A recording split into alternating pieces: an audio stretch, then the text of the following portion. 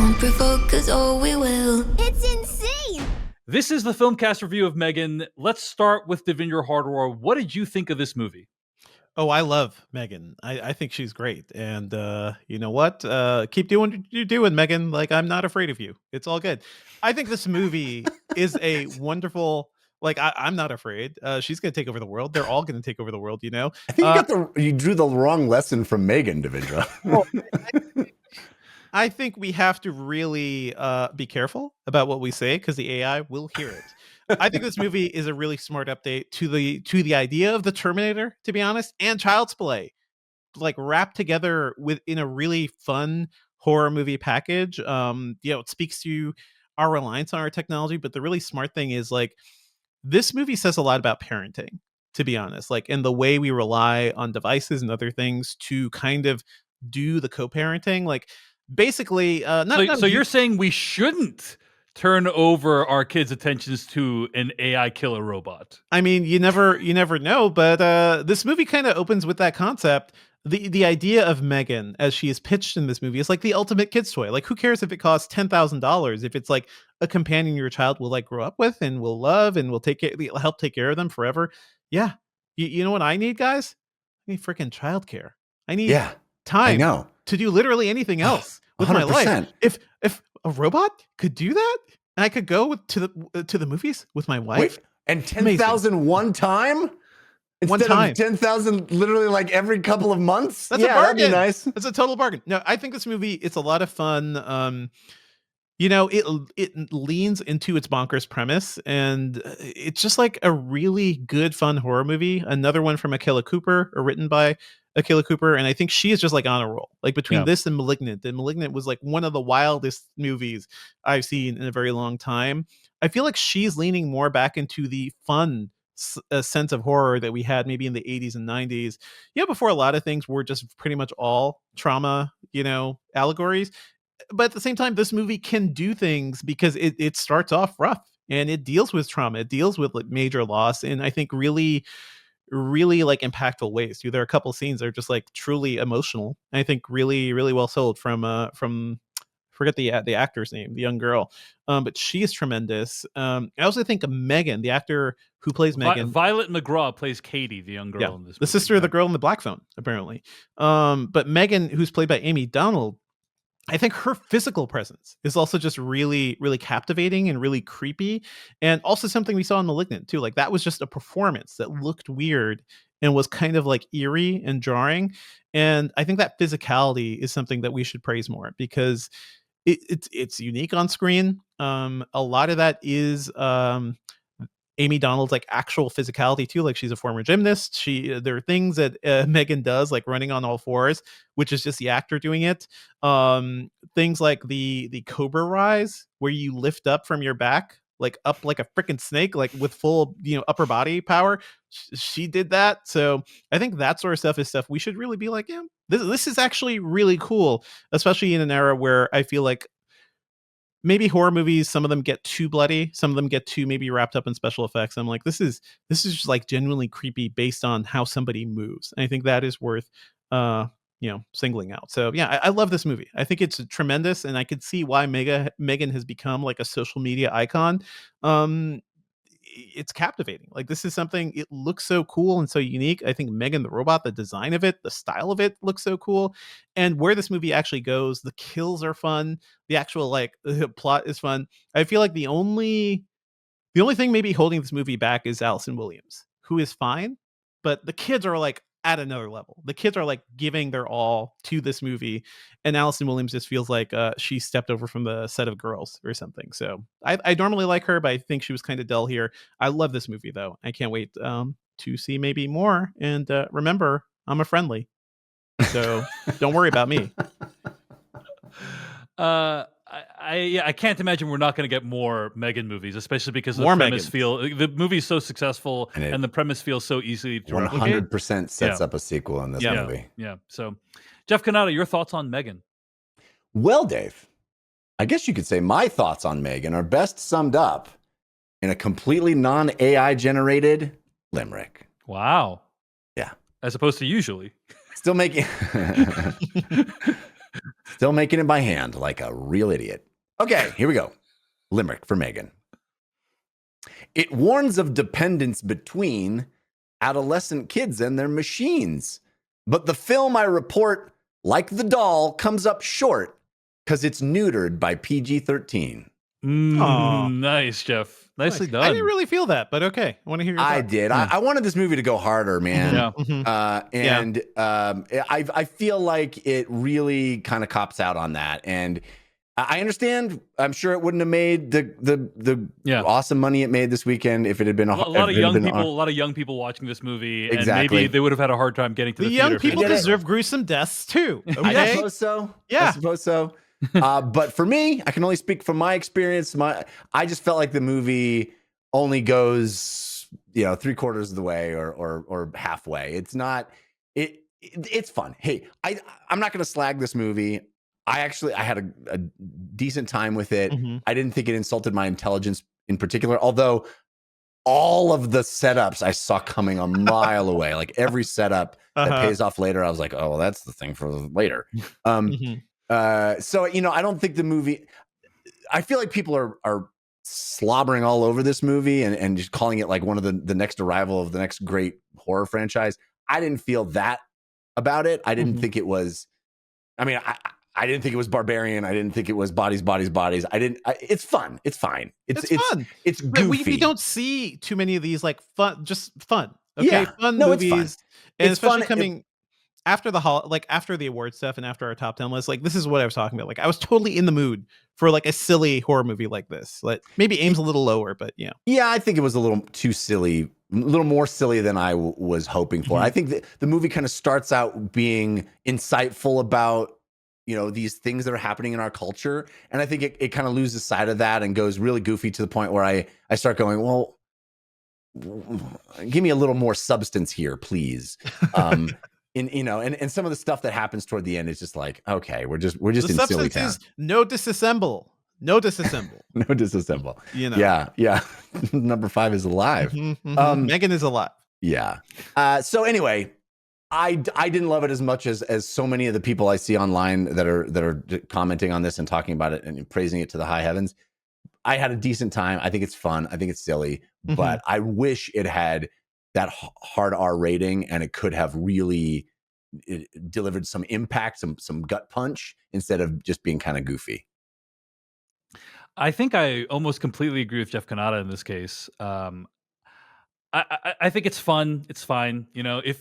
I think if you watch the trailer, you're probably not going to be that disappointed by the movie, right? If you have that going in, you're probably going to think it's fine. For me, this movie is an interesting exercise of, you have, first of all, one thing that's become very clear in our society, people love creepy dolls. People love creepy dolls. Well, they love watching creepy dolls in horror movies. Yeah. Right? Like any horror, like Annabelle, like there's a whole hundreds and hundreds of millions of dollars of have been made off the Annabelle franchise. It's just like people love creepy dolls. And I think the idea of a doll is just a half step away from creepy all the time. Exactly. And I think that's easy. We all know the experience of looking over in the corner and seeing a doll that's not supposed to be creepy but is now creepy. Yeah, totally. There's a moment in this movie where somebody leans into a car and looks over to M3GAN and is just like, Jesus. Yeah, it's the best part. That's the experience I have a lot of time. Yeah. Yeah. That's funny, Devindra. This movie is funny. Like that's what I'm saying. Like. Well, so my issue with the movie. So first of all, it's an interesting exercise because it's like M3GAN's look is legitimately iconic, or as she would put it, iconic. Yeah, iconic. It's legitimately like that's a doll that people are going to remember for decades from now. Her outfits, like it's a Halloween costume. It's an amazing look, and so the question is, can you take that look? Which is already like, and it's like a revelation because it's basically like all you need to sell a movie is a really good look. Like if you have like a character or a creature or whatever that has an amazing look, like that's enough. And obviously the movie is not like terrible or anything like that. But I think that my issue with the movie is so the exercise is, can you take a really well art directed, production designed doll and make that into a movie? And I think they successfully made it into a movie. It's a really successful movie. But my issue is like, I didn't love the mix of tones.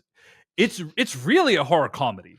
is what. Yes. Yeah. I didn't go in expecting a horror comedy, right? Like I Did you see expected the trailers before this? I did. I watched the trailers were selling horror comedy, but I don't agree. You know, like I think it was selling it more of as a straight up horror film. I was also thinking to myself as I was watching this, I was like, oh, mixture of tones. I know exactly where this review is going to go. Fair enough. Fair enough. We've been working together for 15 years. I love this. I exactly know how Dave is going to take this. Yeah. And I think maybe if I had thought it was going to be a horror comedy, I would feel differently. But yeah, I would agree with Jeff. Like, I kind of wanted it to be more straight up horror because I don't know that the comedy bits work that well for me. You know, I'm not like laughing 5 times a minute or anything like that. And I agree with you. Like, it is really insightful about it. Like, it starts off really insightful about kids and their relationship with technology. And like, there is something really creepy about children's attachment to technology. Sure. If you look at any kind, if you observe a child in their normal state, they're like, you know, they're all as you do. They're really just out. If you just, it's like a synapse is firing out of control, right? That's kind of what. Dave, explain to Devindra and I how kids work. Yeah. Please. I'm trying. This is for the audience, not for you guys.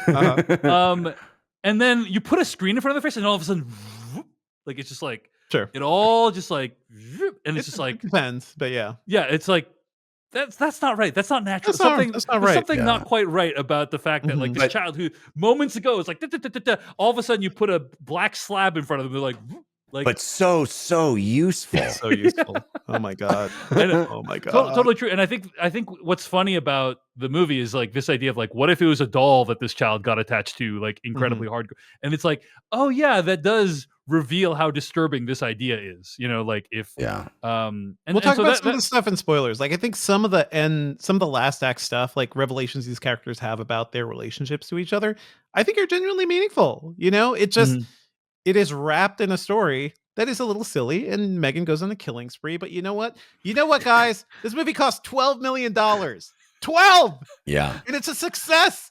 And I'm not gonna sit here and be like, I want new, fresh ideas and like different spins, and especially like a horror. Like this is exactly what I want when I go to the movies, you know, especially for a pretty original idea. Like it lifts some things from others, but it feels original, it feels fresh, and it's pretty low budget too. Like this isn't already within its opening weekend like an unequivocal success. So I want more movies like this. It aims lower, but you know what, guys, there are a lot of gruesome horror movies. You want to see some blood? Want to see some bones and all? Go watch Bones and all. You want to see M3GAN dance with a paper cutter blade like a samurai sword? You watch M3GAN. It's PG-13, totally ready, like totally fine. Yeah, Dave, I would also add that the sort of insightful or social commentary angle of the movie is not just limited to kids and their devices, although I think that is strong in this movie, and it made me think as I have been spending multiple days as a solo parent, as my wife is traveling, I am constantly having to beat myself up as a dad of like, okay, I just need those iPads are useful. Yeah, watch anything, it doesn't matter. But I don't think it's limited to that. I also think that there is the implications of this new frontier of AI and how there's no doubt that AI is coming to kids' toys. Like the idea of an emergent AI being put in a thing that is meant for a 4 to 8 year old is 100% going to happen in the next 10 years. And what does that mean? Like, what does it mean? When you have something that you kind of can't predict its behaviors, it doesn't have, 5 little vocal emotes that it does. You know, like always you learning. Pull the string and it just says 5 different things when it can say a whole bunch of different unpredictable things that it just generates. What is that going to be like? It's always learning. It's always adapting. It has a plan. It's going to. There's a lot of things. We are going to live in that world where kids are going to be playing with things that are going to say stuff, and we're going to go be like, "Did it really just say that?" Like that's going to be a thing that happens. Yeah. And I think this movie is arguably that. It's already happening. It's already happening in some respects, like with open with ChatGPT. I just don't think that's a kid's toy yet, but yes, soon. I think children are probably using it in schools as we speak. Is my guess. So But I will say, kind of one bummer about this movie for me is like, to me, I honestly felt like one of the most authentic interactions in the movie happens at the very beginning of like in the first 10 minutes of the movie with this the young girl's parents arguing. Yeah. Sure. In the car, Katie's it's parents. an amazing arguing. scene. Yeah, It's an amazing scene. They're arguing, and she's like, "You didn't put snow. You didn't put had snow that chains on these conversation. tires." And like, why did you tell them it was all-wheel drive? She's like, "Well, I thought it was all-wheel drive." I was like, that was like an amazing. I was like, "Oh, this is. I'm in good hands." And then like, but basically none of the other interactions in the movie felt that authentic to me. Like, I agree. The interactions between the main character, Allison Williams' character, plays Gemma and her boss, between Gemma and Katie, like none of those feel like actual humans interacting to me. 100% agree, Dave. 100%. And Gemma never feels like a real person at any point. She feels like a caricature of the work too hard, you know, can't relate to people. She has toys, but they're collectible. I know, guys, she makes toys for a living, but maybe she doesn't really understand children. You know, like or people. Or people. You know, it's very it's very broadly drawn. And I was surprised because I was like, oh, that bickering between the couple felt so like accurate to me, and then like nothing else in the movie feels that way. It's a really heightened movie. It's like the neighbor and her dog and everything. Like it's that extra level of insanity that's still relatable, I think, but still also pretty heightened. I feel like Allison Williams, like I just keep coming back to being the weak link of this movie because I feel like somebody else would have injected maybe more personality or something. It's a thin role. I disagree. That's where I disagree with you. Is like I think you're right. It is a thin role. I think it's like not on the page, is my guess. Sure, but then you add something to it, you know. And I feel like she felt like more robotic than M3GAN, to be honest, to me in this movie. All right, I got to disagree with you there, but that's okay. We have. I like Allison. I like her. I like her work. I've watched all of Girls. She was great in Girls. She was one of my favorite characters. So it is really strange to see. Yeah. Let's talk about some spoilers. So let's get to spoilers for M3GAN starting right now. You know, one of the things that's weird about this movie as well, like, and one of the things that I think makes it kind of a low budget movie, but not in a bad way, is this is a weird statement, but literally the number of speaking characters in this movie. I know that's a weird thing to say. It's a very small. It's very small. No. Listen to what I'm saying. Okay, there's literally characters introduced that appear for no more than 40 seconds. And they have a speaking role, and it just occurred to me, like, in a big movie, they would never have that character have a speaking role. Like that wouldn't even be a separate character in a big movie. So this specifically becomes more acute towards the last 30 minutes of the movie. So I'll give you a couple of examples. Like, there's this detective that has this amazing line of like, "Oh yeah, the kid's ear got bit off, and like we found it half a mile away." Like, you know, weirdest effing thing I've ever seen. You know, it was like no. The line that's funny is I shouldn't laugh. Yeah, I shouldn't laugh. It's so good. That detective appears for 30 seconds. That's what I'm saying. One look at that guy though, and you're like, oh, I know him. I know him. It's very, very much like the bad cops in *Malignant* too. Like, oh, like very much personalities squeezed into small roles. Yeah, sure. That's what I'm saying. But it's like, what? Like, was that scene even necessary? And then there was another, like later on when they're doing the big presentation. You know, Ronnie Cheng has like multiple staff members, and it's like, there's no reason this couldn't all be just like one staff member. Why are Brian Jordan Alvarez, or why are Cole and Tess two separate characters? Like, they're not contributing to, you know. So there's just a bunch of like little weird things that, like, I feel like because it's a smaller film, it's like, hey, we all know each other. Let's get everyone in on this movie, like the work together. Whereas like in a bigger film, you just literally wouldn't have this many speaking characters because some of them don't really serve a plot function. You know what I'm saying? So anyway, just a random observation. Yeah. It's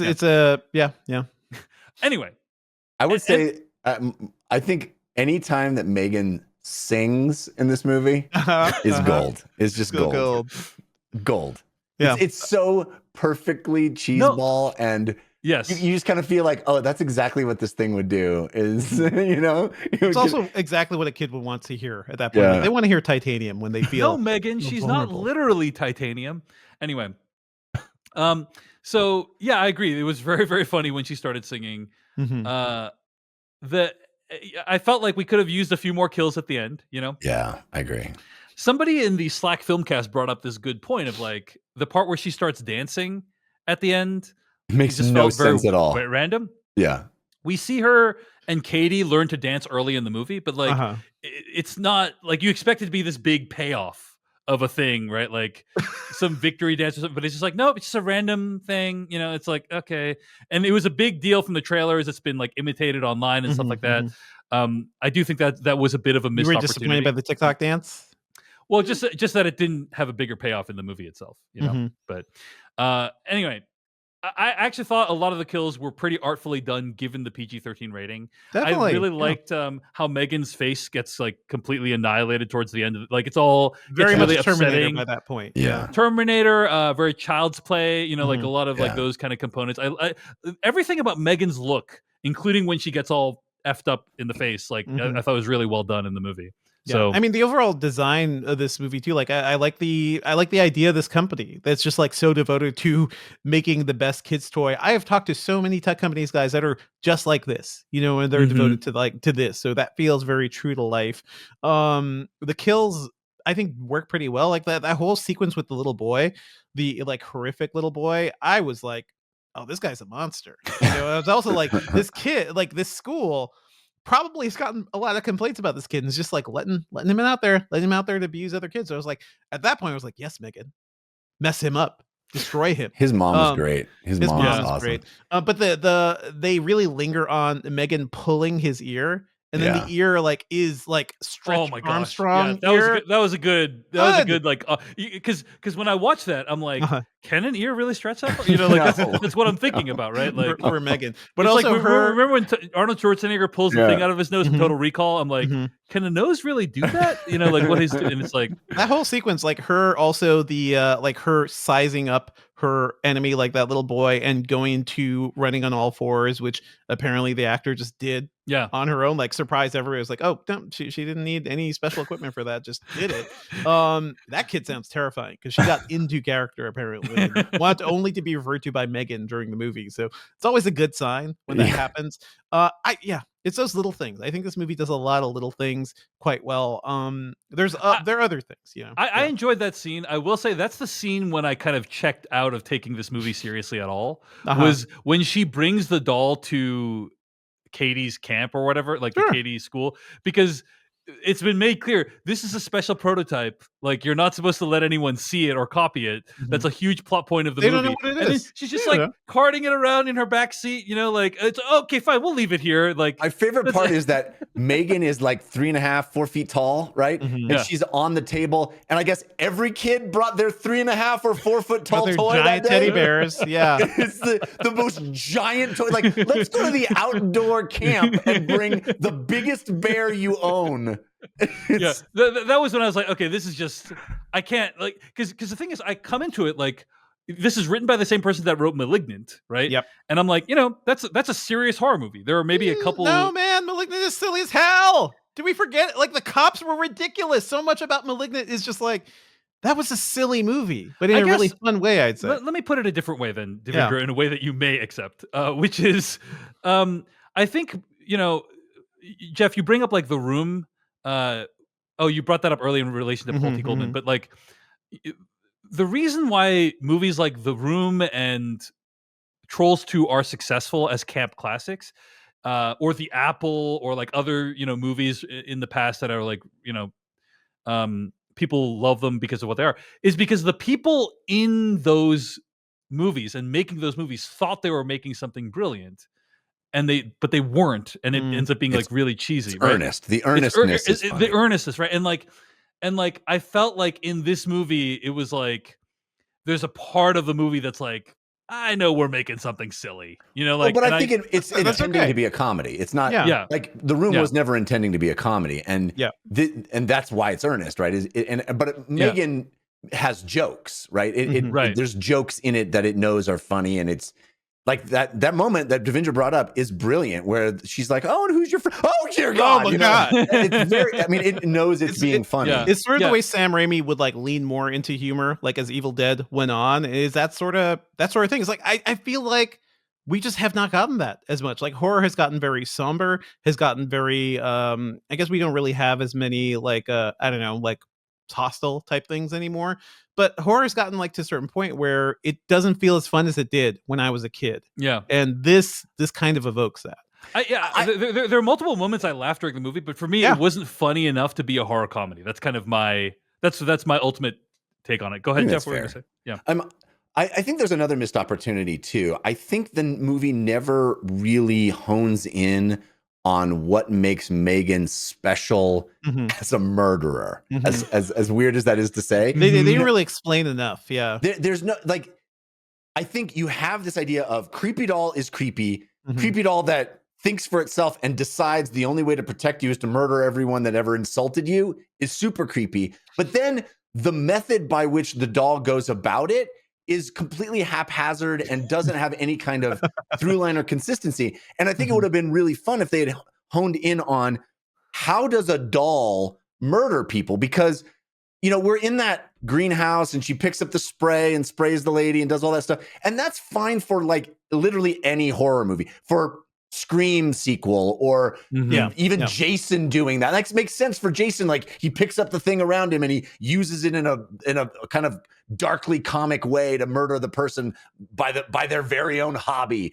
But like, why does the doll do that? Like, what makes the doll's kills unique to doll? I those think there were would all have the been things that annoyed Allison Williams' character, right? That's true. Those were all. It was like complained about the pesticide, complained about so many different things. Like, but M3GAN's objective is to protect the child, though. Yeah. She doesn't care about Gemma. She doesn't care about Gemma. She doesn't care about humiliating the person or using that. Yeah. Like, it would have been cool if there had been some kind of way into you could. I know what M3GAN's gonna do, or M3GAN has a very specific way of murdering people. I think that would have been kind of neat. Let me take a different slice at what you're saying, Jeff, and say that M3GAN is murdering people in a basically grossly unsustainable way in the movie. Right? What I mean by that is she basically got through like 2 major kills, and then it's like, dude, the game is almost over at that point. Like if there was one more kill, they would totally have figured out that. No, it's you're right. That's a good way to look at it. Is that she's not smart enough to do it in a way. She's not subtle about the kills. She needs to like I feel like in Child's Play, or I don't know, maybe I'm misremembering, but like in some of these other movies where there's like a killer creature or doll, they're killing people in a way that there's plausible deniability. Right. Chucky's insidious, but also M3GAN's leaving a mess everywhere. Oh, you're right. It would have Chucky had the soul of a murderer. M3GAN, but it would have been cool if M3GAN is a hyper intelligent. Yes. Also, thank you. I forgot about one of my biggest gripes about this movie. Oh my God. Jeff, are you okay? I'm so glad I didn't forget to bring this up because this is one of my biggest pet peeves. Uh-oh. Is there nanotechnology? It's that level for me. Emergent very AI, similar to that. Anything? Yeah. M3GAN can control any piece of electronics. Oh yeah. Why? Yeah. Because in other movies, robots can. She just has superpowers at the end, and that brings me to one of my other complaints about the ending. So the visual of M3GAN with the paper cutter is like really cool. Like the idea of like that's like an awesome visual. Although, what office has those anymore? Like, that's like from 20 years ago. Why would you have it there next to the copy machine? What do you do with this, Jeff? Also, we use those a lot at Amazon because Amazon's a very paper culture. Anyway, oh my God. It's very plausible that very useful to cut down your resume for headshots because headshots are 8x10 and you print stuff at 8.5x11. So paper cutters, baby. Wow. But to me, honestly, the thing about the ending that I didn't like is there's this rich idea of M3GAN is basically going to do whatever Katie wants, right? Like if Katie doesn't like someone, M3GAN's going to take that person out of the life. Well, that's a horrifying idea because obviously children have like wants and needs that are sometimes random, sometimes against their best interests. So you wouldn't want the idea of like a robot who will just do whatever a child says. That's like very scary. Obviously Twilight Zone with a boy who controls everything. Very similar idea, you know? But then Katie just decides at the end, hey, I guess Gemma should live. Like, you know, like her turn at the end of like, I'm going against M3GAN felt a little bit unearned to me, you know, because at the end she decides, I'm not going to kill Gemma, you know, like, and wait, who decides? Katie or Katie M3GAN? does, right? Because Katie comes in with a big Rock'em Sock'em Robot thing. Which, by the way, saw that coming as soon as they introduced Rock'em Sock'em Robot. I'm like, that's how M3GAN gets killed at the end. They assume you have seen a movie before. Well, but you can see a little bit better if you're a more sophisticated movie. No. I was thinking like, I can't wait until Megan fights the Rock'em Sock'em Robot. That's what I was doing.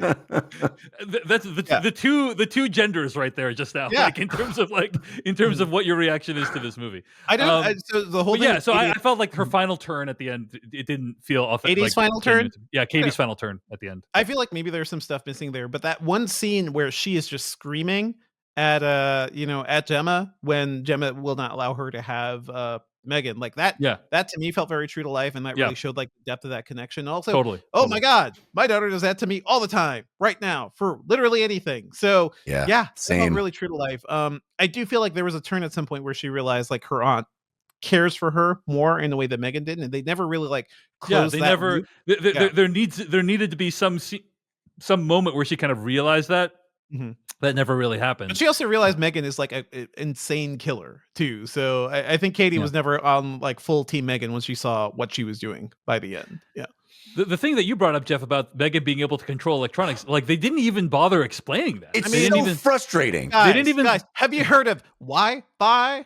Okay. Yeah, that's how Wi-Fi Megan has works. all the Wi-Fi. She's got Bluetooth. She's got GPS. Yeah, and that's how it works. That's exactly how it works. That's how it works. If something has Wi-Fi, that means it can turn your car on whenever it wants. Yes, I can turn my car on with my phone right now thanks to Wi-Fi. Mm-hmm. So it's such not like shorthand, dumb shorthand movie logic that is literally like, hey, you've seen other robots do this in other movies, so I guess our robot can, and you won't question it because movies. And it makes me so angry. It wasn't just like everything though. It was like specifically computerized devices, and it was like the emergency system. It was like systems. Stupid. So it was like stupid. Jack. But I do like how the movie plants the seeds for the sequel with the dude stealing the plan so that some other company can make a Megan.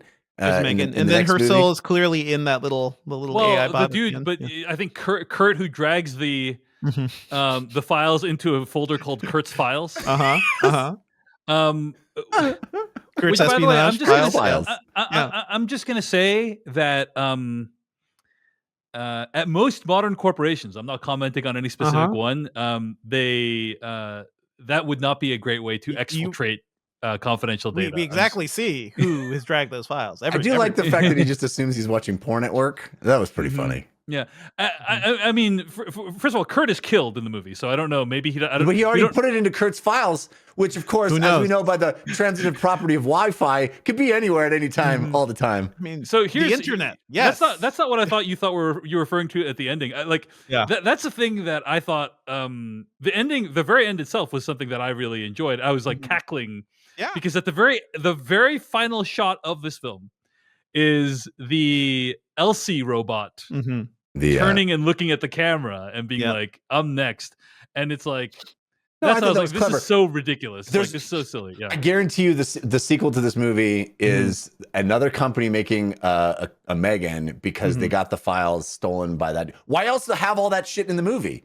That's the only reason you have that guy trying to steal the secrets is so that somebody else can have the secrets. You can make two more Megan movies for the price of a typical, horror movie. For like a $50 million movie. They should pull a Ty West, make them back to back. Keep going, baby. But clearly, Megan has uploaded herself to the little assistant because of wireless internet technology. That's how it all works, baby. That's how it all works. Our whole world works right now. That's how it works. Yeah. The other thing I wanted to bring up is that I love how Megan isn't the company's first disturbing toy. Like the teeth of those things is a beautiful piece of design. This movie rules. It opens with that silly commercial, and you're like, "Oh my god, this is like Furby from hell." But also, I could see this being a huge success if a company actually made this, and things that so many toys right now kind of relate to this. So anyway, my main other takeaway is, hey, Gerard Johnstone, great director. Go check out Housebound, his movie from several years ago. I reviewed it on the show at some point. Also a lot of fun. I think he's great, and I'm glad like this little low budget movie is such a huge success because he should do more. I know that you know this because you cover consumer electronics so much, and having just done the consumer electronics show. Yeah. I know that you know that the way companies work is that one guy walks up to one employee and says, "I need a prototype by Monday," and then that person works all weekend making the prototype. Yeah, that's how it works by Monday. Yeah, fascinating. Well, at the end of the day, it's really impressive that Gerard Johnstone made a movie. thank you so much for watching this video of the Filmcast. Check out these other videos that we have available, and be sure to hit like, subscribe, and hit that bell icon to get other videos from us in the future. You can also go to thefilmcast.com to catch all of our audio podcast versions of all of our episodes. And support this podcast at patreon.com/filmpodcast, where you can sign up for ad-free episodes and exclusive After Darks. Thanks so much to everyone who makes the Filmcast possible.